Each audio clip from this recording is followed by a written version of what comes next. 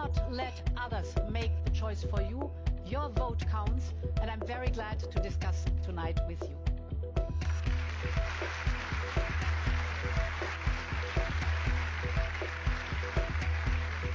Thank you very much. Mr. Vistisen, you're next.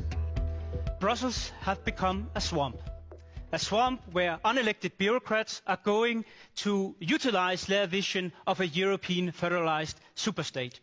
And we have to stop that. That's why our campaign promise today is that we will begin by firing 10,000 bureaucrats in Brussels. And I would like to start with you, Ursula von der Leyen. Your Commission presidency has been a disaster.